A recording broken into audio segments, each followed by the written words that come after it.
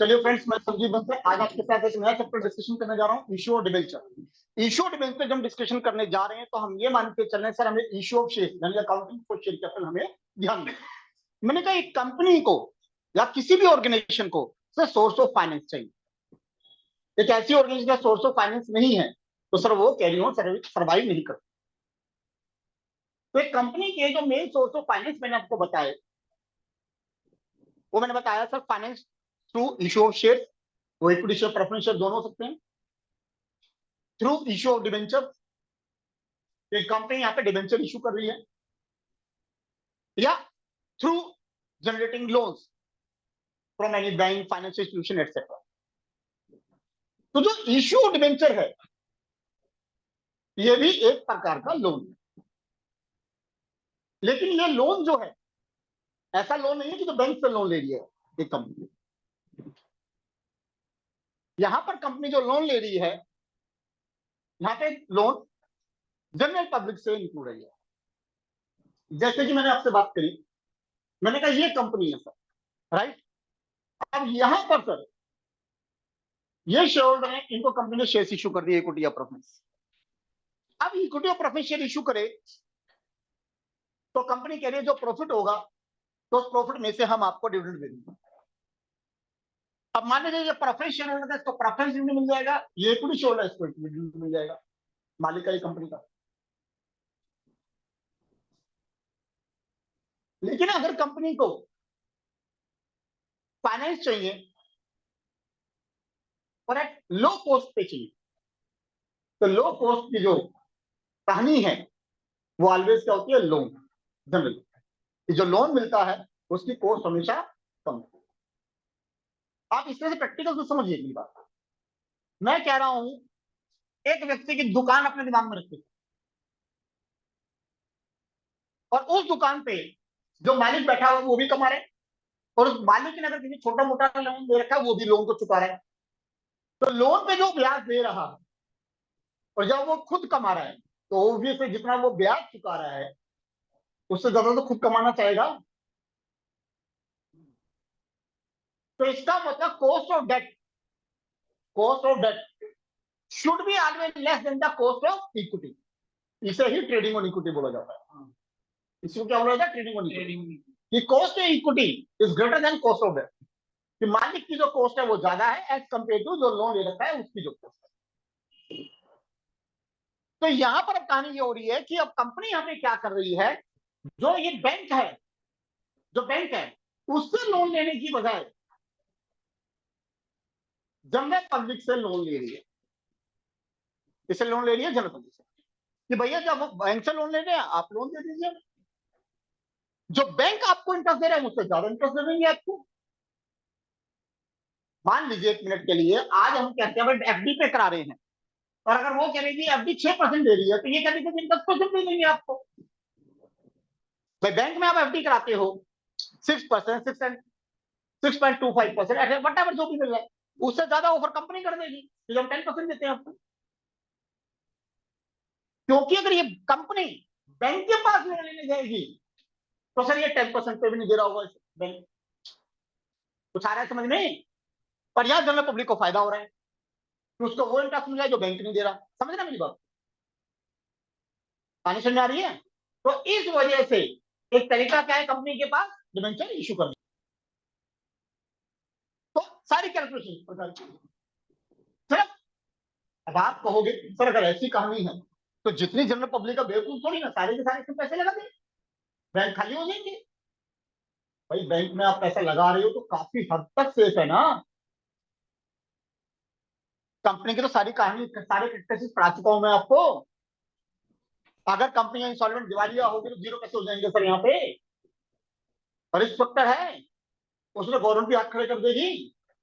अगर कोई company insolvent हो गई और यहाँ इसने पैसे लगा के सारे जीरो हो गए तो गवर्नमेंट भी कुछ नहीं करेगी इसमें। आप जितने भी ऐड देखते हो टीवी में देखना शुरू करिए, जब भी म्यूचुअल फंड में ऐड की आती है इशू शेयर की डिबेंचर की तो हर एक में आता है कि इसमें रिस्क है, इसमें रिस्क है। तो जितने भी आप इन्वेस्टमेंट कर रहे हो तो अपने डॉक्यूमेंट केयरफुली रीड आउट करिए और उसके बाद सोच समझकर पैसे लगाइए। अब क्वेश्चन आता है सर अच्छा सर बैंक की भी तो लिमिट लायबिलिटी है, उसमें पैसे लगा तो वो भी जीरो हो सकते हैं, लेकिन सरकार ऐसा होने नहीं देती। आप देखिए यस बैंक बैंकरप्ट था, सरकार ने बचा लिया, तो सारे समझ में नहीं आ रहा क्यों? क्योंकि अगर जनरल पब्लिक का विश्वास अगर किसी ऑर्गेनाइजेशन में, सॉरी किसी कंट्री में अगर बैंक से उठ गया तो सर वो इकोनॉमी गई काम से। आप सोचिए बैंक में किस किस का पैसा लगा हुआ है, जो कुछ भी नहीं कमा रहा, छोटी मोटी सेविंग में, वो भी बैंक में पैसा लगा रहा है। मेरी बात समझे? जो महीने का 10,000 रुपए कमा रहा है वो भी कह रहा है भाई 2,000 रुपए मैं सेव कर लूं बैंक में डाल के। तो बड़े से बड़ा बंदा बैठा हुआ है, छोटे से छोटा बंदा बैठा हुआ है, तो इसलिए सरकार बैंक को इतनी जल्दी इंसॉल्वेंट नहीं होने देती। That's the difference. तो जाके मेरी बात चलिए, तो यानी जनरल पब्लिक से एक डिवेंचर के थ्रू पैसा मंगाना, that is known as a debenture. तो डिवेंचर जो है यहाँ पे, डिवेंचर एक मीडियम और लॉन्ग टर्म डेट कुछ भी हो सकता है। किस फॉर्म में? Return form. लार्ज कंपनी से इशू करिए borrow money from the public specific rate of interest. तो यहाँ पे जो रेट ऑफ इंटरेस्ट मैंने बोला था 10%, जो मैंने एग्जांपल दिया था, तो यहाँ पे company 10% rate of interest fix कर दी कि कंपनी को कम प्रॉफिट हो ना, प्रॉफिट ना हो, ज्यादा प्रॉफिट हो, कुछ भी हो, कंपनी 10% का इंटरेस्ट सामने वाले डिवेंचर होल्डर को दे देगी। ठीक, अब डिवेंचर इंक्लूड्स, सर इंक्लूड्स और मीन्स या रेफर में डिफरेंस है। इंक्लूड्स का मतलब है ये तो है ही, इसके अलावा कुछ और भी हो सकता है, तो वर्ड्स को जरा ध्यान देना। डिवेंचर में से डिवेंचर स्टॉक आ सकता है, बोन्स आ सकता है, और कोई इंस्ट्रूमेंट जो कंपनी इशू कर रही है जिसको वो कह रही है कि वो एक डेट है, जिसके ऊपर भले ही चार्ज एसेट्स पे है या नहीं, उसमें कोई फर्क नहीं पड़ता। एसेट्स पे चार्ज का मतलब समझिए क्या है? जब यहाँ पे कंपनी बोरो कर रही है जनरल पब्लिक से और वो ये कह रही है कि कल को अगर हम आपका अमाउंट पे नहीं कर पाते, अगर कल को हम आपका अमाउंट पे नहीं कर पाते, तो ये हमारे पास जो आपको एसेट्स नजर आ रही है, वो लैंड, कोई बिल्डिंग, कोई प्लांट, कोई मशीनरी, कोई फर्नीचर, पिक्चर, कुछ भी हो सकता है, इसको बेच के जो पैसा आएगा हम आपको उसकी पेमेंट कर देंगे। वो होता है आपका एसेट कौन सा, जो आपको डिवेंचर इशू करे हैं वहां पे उनका किसी एसेट पे चार्ज है, यानी वो एक प्रकार के क्या है, सिक्योर्ड लो, क्या है वो, सिक्योर्ड लो। और जिन डिवेंचर को इस प्रकार का कोई चार्ज नहीं दिया गया एसेट पे, उसे बोलते हैं अनसिक्योर्ड। क्या बोलते हैं उसे? अनसिक्योर्ड। तो बैंक किसी ऑर्गेनाइजेशन को अनसिक्योर्ड लोन तभी देता है जब उसकी बहुत अच्छी रेपुटेशन हो या बहुत अच्छा प्रॉफिट हो, वरना बैंक को इस प्रकार की कोई परमिशन नहीं है कि वो किसी को अनसिक्योर्ड लोन दे। ये बात आपने इकोनॉमिक्स में भी पढ़ी हुई है। आगे चलते हैं। कंपनी जो डिवेंचर इशू कर रही होती है, अगर कुछ नहीं कह रहे तो सिक्योर लोन। सिक्योर लोन का मतलब कि डिवेंचर को कोई चार्ज दे रखा है किसी एसेट पे, भाई हम कल को आपको पेमेंट नहीं करते तो इस एसेट पे चार्ज है आपका, ठीक है, फिक्स रेट ऑफ इंटरेस्ट, और ये इंटरेस्ट को पे करना पड़ेगा पहले किसी भी शेयर होल्डर को डिविडेंड देने से पहले। यानी प्रेफरेंस शेयर को जो प्रेफरेंस डिविडेंड दे रहे हैं, इक्विटी शेयर होल्डर को जो इक्विटी डिविडेंड दे रहे हैं, उससे पहले डिवेंचर की बारी आ जाएगी, डिवेंचर पे पहले उसको इंटरेस्ट देना पड़ेगा कंपनी। दूसरी बात, इंडिया के अंदर हर कंपनी को 10 साल के अंदर अंदर डिवेंचर को रिडीम करना पड़ेगा from the date of issue of debenture. पहले क्या होता था, कंपनी डिवेंचर इशू कर दी, पता चला जी 15 साल हो गए, 20 साल हो गए, 25 साल हो गए, कंपनी उस पर इंटरेस्ट दिए जा रही है, लेकिन अब चेंज है।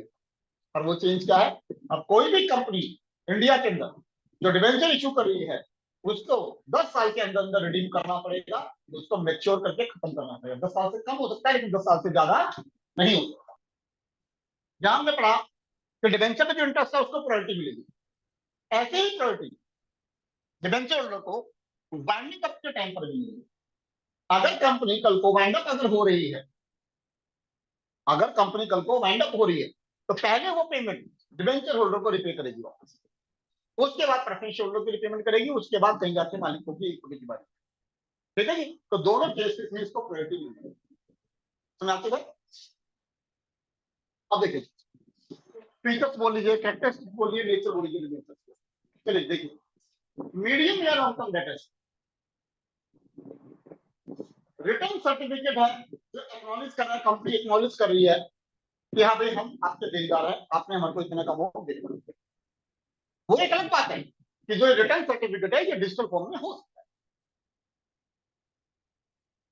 और जो बहुत अच्छी बात, हम पहले बैंक में एफडी कराया करते थे, जरा ध्यान के लिए कैसे कराते थे, बैंक में जाके क्यू में लगते थे, एफडी की कौन सी क्यू है, चेक काट के दिया करते थे योर सेल्फ का बैंक को, अगर कभी घर वालों ने भेजा हो या आपको पता हो, फिर वहां पे उनसे पूछते थे रेट इंटरेस्ट किसमें कितना है, कहानी पूछताछ से फिर एक फॉर्म भरा करते थे, फिर वहां जाया करते थे और उसका अपने का चेक लगा के दिया करते थे, फिर वो चेक लिया करते थे, फिर वो कहते थे सर एफडी बनेगी आपकी, या तो कल ले जाना या 4 घंटे बाद आके लेना, जल्दी ध्यान करिए, ये कहानी होती। आज क्या है कुछ आसान, आप घर बैठे हैं, इंटरनेट बैंकिंग आपके पास है, आप इंटरनेट बैंकिंग को ओपन करिए, आप अपने फंड को एफडी में विद इन ए मिनट आप एफडी में कन्वर्ट करो, विद इन ए मिनट। जब आपको डिटेल चाहिए कितना रेट ऑन पैसा, सब कुछ ऑनलाइन अवेलेबल है। मजे वाली बात, जो आपने ऑनलाइन एफडी क्रिएट करी है उसको आप डाउनलोड कर सकते हो, उसका प्रिंट आउट निकाल सकते हो, रिटर्न सर्टिफिकेट आ गया, रिटर्न सर्टिफिकेट आ गया, आप जब चाहो उस एफडी को तोड़वा सकते हो ऑनलाइन, और वो सारा फंड आपके एट ए ग्लांस आपके अकाउंट में आ जाएगा। सही बात समझ आ रही है। लेकिन अगर आप बैंक में जाते हो और वहां पे कोई एफडी बनाते हो, और अगर आप उसे ऑनलाइन ब्रेक करना चाहते हो तो ऑनलाइन ब्रेक नहीं होगी सर, वो बैंक में जाके ही ब्रेक होगी। बात समझ आ रही है। तो इसका मतलब ये नहीं है कि ये कोई कागज नहीं देंगे, आप डिजिटल पेमेंट कर रहे हो तो डिजिटल ही आपको भेज देंगे, ये लीजिए सर आपका सब आपको उसका प्रिंट आउट निकालना निकालिए। आज आप गाड़ी की इंश्योरेंस कराते हो ऑनलाइन, तो गाड़ी की इंश्योरेंस की पॉलिसी आपके साथ हो जाती है डिजिटल, आप उसको प्रिंट आउट निकाल दीजिए, वो रिटर्न सर्टिफिकेट है और क्या, बताइए बात समझ आएगी। तो यानी कि कुल मिलाकर ये रिटर्न सर्टिफिकेट, अगर कुछ नहीं कह रहे तो सिक्योर लो कि किसी एसेट्स पे चार्ज आपको दे देगी company. Fix rate of interest, company का प्रॉफिट कम हो ज्यादा हो ना हो, company fix rate of interest देगी। चार्ज अगेंस्ट प्रॉफिट, पर अब एप्रोप्रिएशन चार्ज ऑफ प्रॉफिट का डिफरेंस नहीं है, आपको पार्टनरशिप बना चुका हूं। तो चार्ज ऑफ प्रॉफिट का मतलब क्या है, जब प्रॉफिट कम हो ना हो कंपनी को ये देना ही charge of profit. External equities, outsider है, डिबेंचर होल्डर क्या है, कंपनी के मालिक नहीं है, क्या है आउटसाइडर।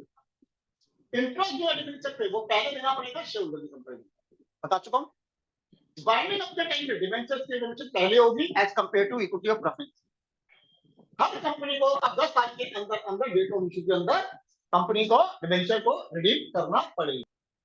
इसका मतलब होगा कंपनी को 10 साल में कर्जा उतारने, तो इसका मतलब दिखता रहेगा ना, हाँ कंपनी अपना कर्जा उतार रही है, तो सॉल्वेंट है तभी तो उतार रही है, तो इसलिए ये रूल बनाई जाती है।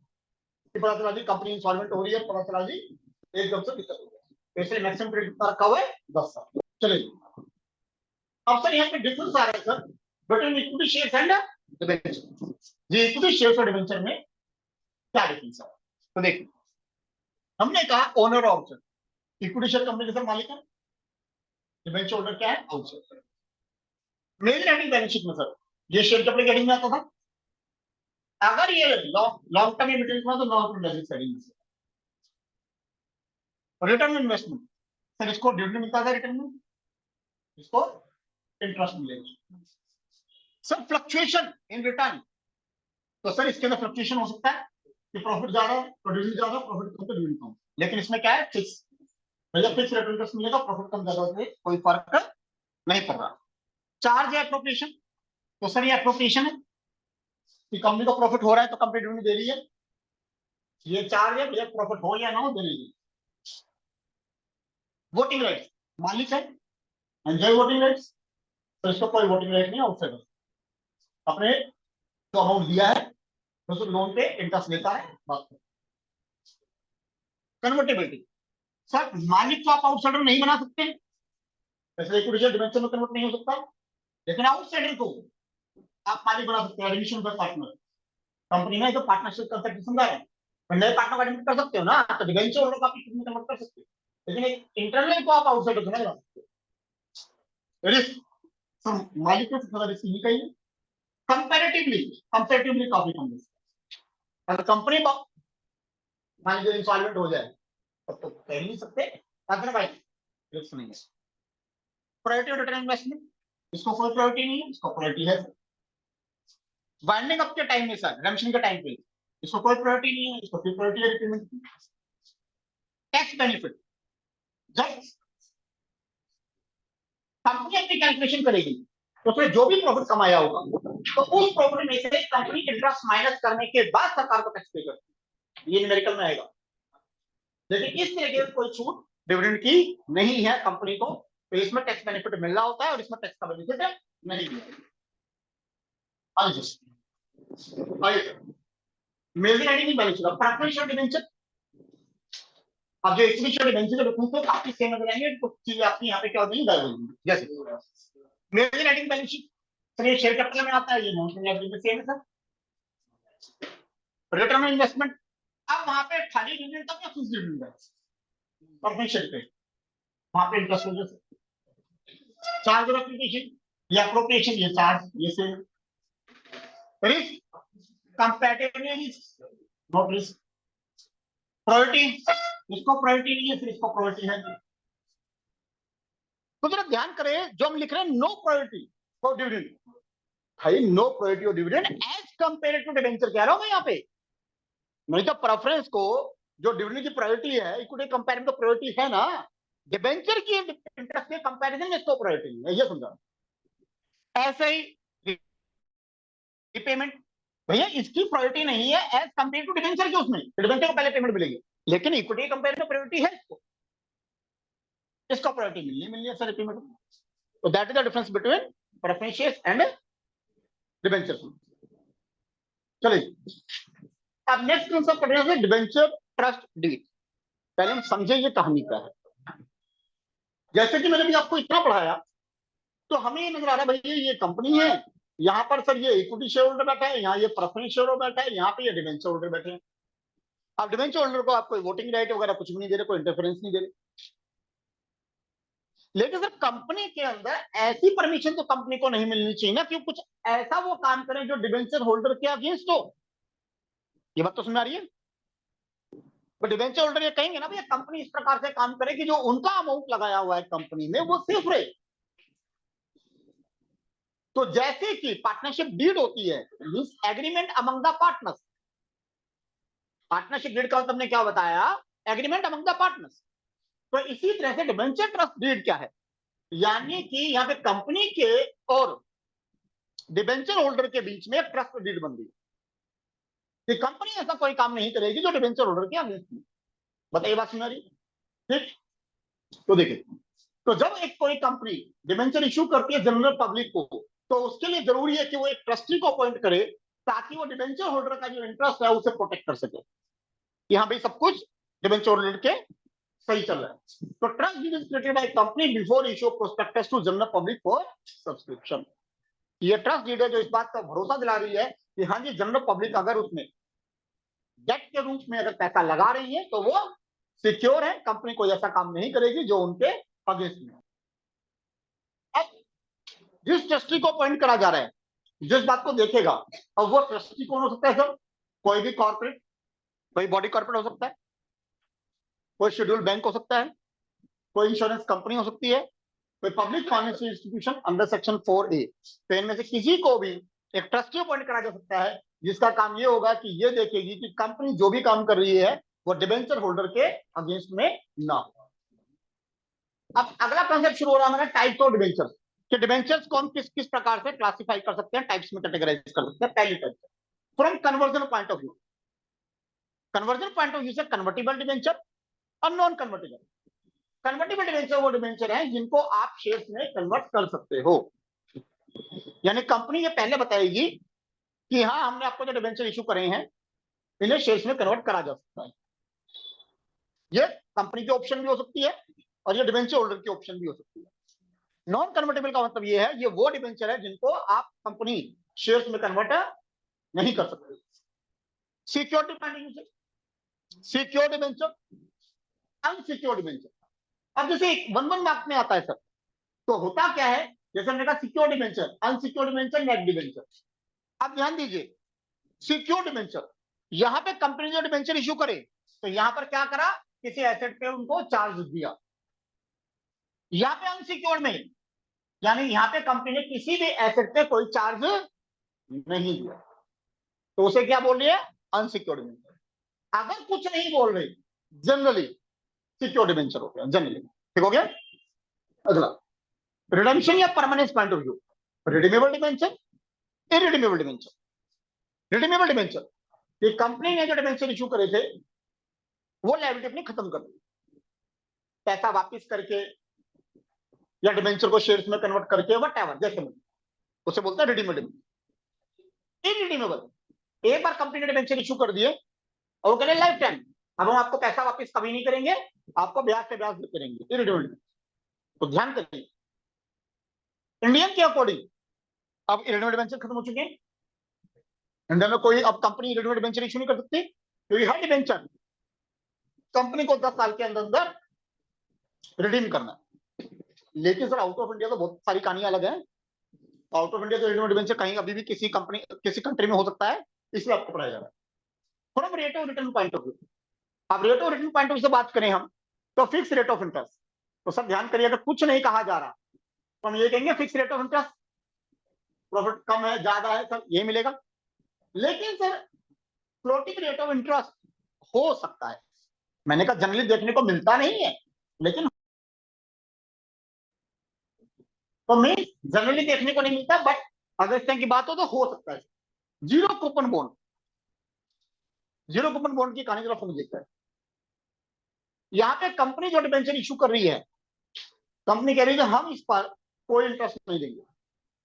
अब क्वेश्चन आता है कि अगर कंपनी ये कह रही है कि हम कोई भी इंटरेस्ट नहीं देंगे, तो पब्लिक इसमें पैसा क्यों लगाएगी? कंपनी पैसा जनरल पब्लिक इसमें पैसा इसलिए लगाएगी कि कंपनी ये बोलेगी इसमें कि मान लीजिए अगर उसकी फेस वैल्यू 100 है डिबेंचर की, तो कंपनी कह देगी कि लो जी हम इसे 60 रुपए में इशू कर रहे हैं। कितने में इशू कर रहे हैं? 60। तो रिडम्पशन में कितने मिलेंगे? 100 रुपए। तो आप इसको इंटरेस्ट मान लीजिए। कुछ आया समझ में नहीं आया? कंपनी डिबेंचर को इशू करिए 60 रुपए में और कह रही है रिडीम करेंगे 100 रुपए में, तो इनडायरेक्टली 40 रुपीज को तो जनरल पब्लिक है वो एज ए इंटरेस्ट उसे मान सकते। तो यहाँ पे जैसे मैंने भी एग्जांपल ये लिया, तो आपको सर ये कब से फॉर्मूला करते ही आ रहे हैं, अगर यहाँ पे डिबेंचर होल्डर ये चाहता पता लगाना उसे क्या रेट ऑफ इंटरेस्ट पड़ रहा है तो निकाल सकता है कि वो कह रहा है भाई फ्यूचर में उसे 100 रुपीज में मिलेंगे, 60 रुपीज में लगा रहा है R/100, और कितने टाइम बाद मिलेंगे? मान लीजिए 1 मिनट के लिए वो कह रहे हैं जी 8 साल बाद मिलेंगे, तो इससे आप रेट ऑफ इंटरेस्ट निकाल सकता है। That's it. तो अगर ये रेट ऑफ इंटरेस्ट उसे सेटिस्फाइड कर रहा है तो वो पैसा इन्वेस्ट करेगा, डिबेंचर होल्डर नहीं कर रहा तो वो नहीं करेगा। अब देखिए सर अगली कहानी क्या सर, रजिस्ट्रेशन या नेगोशिएबिलिटी पॉइंट ऑफ व्यू से रजिस्टर्ड डिबेंचर और बियरर डिबेंचर। मालिक ना करे, अगर मान लीजिए किसी का 500 रुपीज का नोट जो है मिसप्लेस हो गया और किसी को मिल गया और उसने उठा लिया, उसने उसे उठाते हुए नहीं देखा, तो क्या कहीं तो कहीं रिकॉर्ड भी नहीं हुआ, तो क्या वो क्लेम कर सकता है ये 500 का नोट जो तेरे पास है वो मेरा है? बिकॉज जो हमारी करेंसी है वो बियरर करेंसी है, तो भैया जिसके पास है उसकी है, राइट। तो रजिस्टर्ड डिबेंचर में कहानी क्या है कि जब कंपनी डिबेंचर किसी को इशू कर रही है तो उसका पूरा रिकॉर्ड अपने पास रख रही है कंपनी कि भाई ये नाम पता एड्रेस वगैरह सब कुछ है कंपनी के पास। तो अगर बाई चांस उसके पास से डिबेंचर अगर लॉस हो जाता है, मिसप्लेस हो जाता है, तो वो उसका डुप्लीकेट कंपनी से इशू करा सकता है, यानी उसकी ओनरशिप पे कोई खतरा नहीं हो रहा। लेकिन अगर कंपनी बियरर डिबेंचर इशू कर रही है तो उसकी कोई डिटेल कंपनी के पास नहीं है, जिसके हाथ में वो डिबेंचर है वो उसका मालिक है उसे। चलिए जी अब next, from priority point of view, first mortgage debenture, second mortgage debenture, और फर्स्ट मॉर्गेज सेकंड मॉर्गेज में ध्यान दीजिए, यहां पे एक डिबेंचर को दूसरे डिबेंचर के केस में प्रायोरिटी मिल रही है। यहां पे इक्विटी प्रेफरेंस की बात नहीं कर रहा हूं सर, सुनना जरा ध्यान से। मैंने कहा कंपनी के पास ये बिल्डिंग है, ठीक होगा जी, मान लेते हैं सर इसकी मार्केट वैल्यू 1 मिनट के लिए 5 CR 5 करोड़ रुपए। कंपनी ने पहले डिबेंचर इशू करे सर, ठीक है जी, 1 करोड़ के, और उनको गारंटी दी कि भैया हम आपको पेमेंट दे देंगे, अगर कल को कोई दिक्कत होती है, कल को कोई दिक्कत होती है तो इस बिल्डिंग को बेचने का जो पैसा आएगा पहले पेमेंट आपको देगी, ठीक हो गया, कोई बात नहीं। दोबारा कंपनी ने फर्दर और डिबेंचर इशू कर दिए, now it is 3 crore 3 crore के, और कंपनी ने कहा कि अगर कोई पेमेंट में दिक्कत आती है तो इस बिल्डिंग को बेचने के बाद जो पेमेंट हम फर्स्ट को करेंगे उसके बाद जो रिमेनिंग अमाउंट बचेगा उसे पेमेंट हम आपकी कर देंगे। कुछ आया समझो? तो इसको प्रायोरिटी है, इसको दूसरे नंबर प्रायोरिटी है, तो यानी हो गया फर्स्ट मॉर्गेज डिबेंचर, ये हो गया second mortgage debenture. Is that clear? यानी एक पर्टिकुलर एसेट पे ही दोनों को मॉर्गेज मिला हुआ है, लेकिन एक को प्रायोरिटी है दूसरे के कंपैरिजन